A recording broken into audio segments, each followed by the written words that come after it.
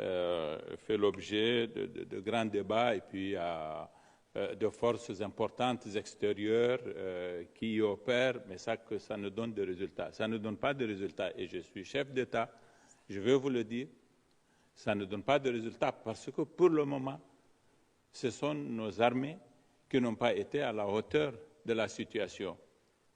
Je ne conçois pas que c'est la vocation de la France ou de son armée ou la vocation de l'armée de quelque autre pays de venir faire la guerre à notre place.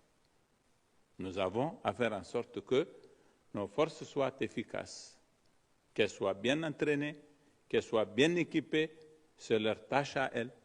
Elles l'accomplissent avec beaucoup de courage, mais elles sont en train d'apprendre. Et elles sont en train d'améliorer leur niveau. Et à mesure que le temps va passer, vous verrez, elles seront aguerries et leur réponse sera à la hauteur du défi que leur pose le terrorisme. Entre nos résultats, il y a de cela 3 ans, 4 ans, en tout cas au Niger, et ce doit être pareil ailleurs, et nos résultats aujourd'hui, les choses ont considérablement changé.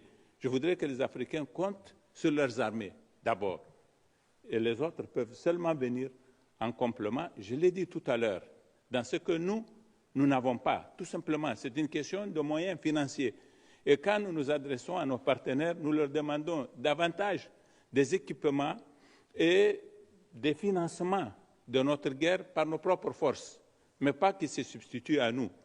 Donc, 5 000 soldats français sur le territoire du Mali ne vont pas régler les problèmes du Niger, du Burkina, de Côte d'Ivoire. Et d'ailleurs, c'est très clair, il faut que nous le sachions.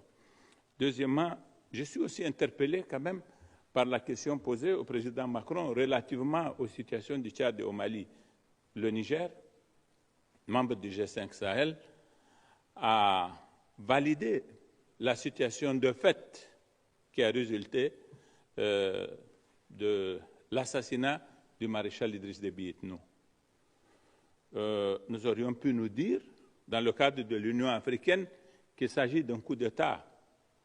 Mais ce serait simplifier les choses que de réagir comme ça.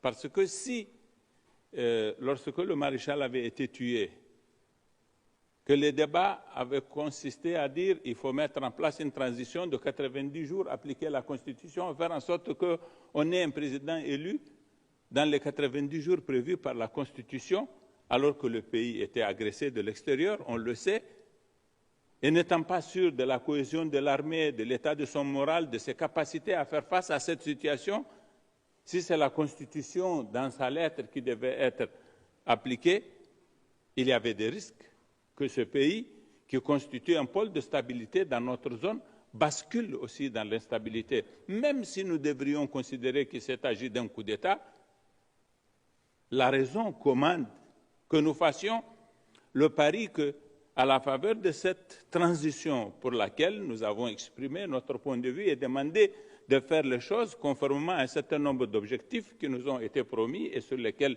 nous sommes en train de marcher, qu'on envisage donc une transition qui permette un dialogue et qui fasse en sorte que le Tchad ait peut-être un nouveau départ.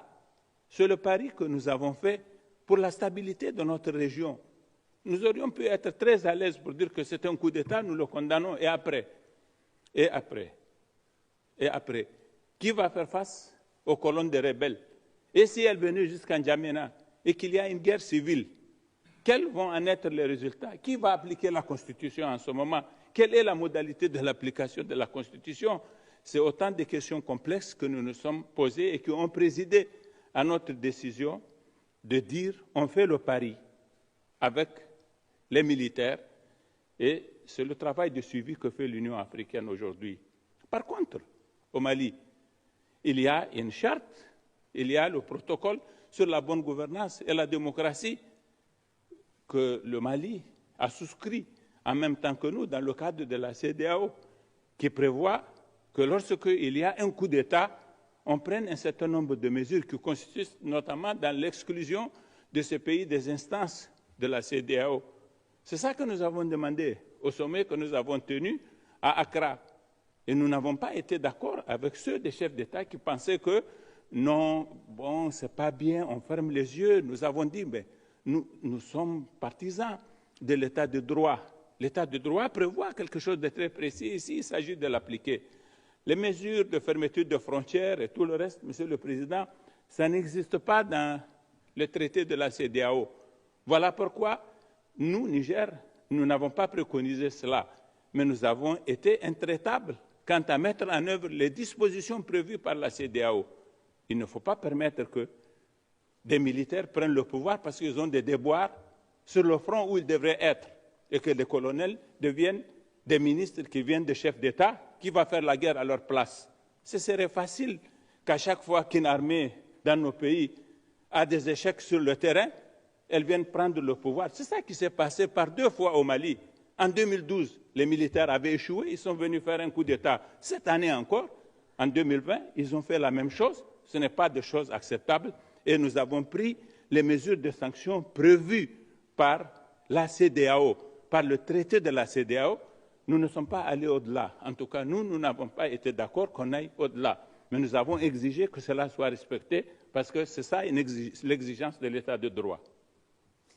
Merci. Nous arrivons à la fin de cette conférence de presse. Nous vous remercions tous. Merci beaucoup. Voilà, merci.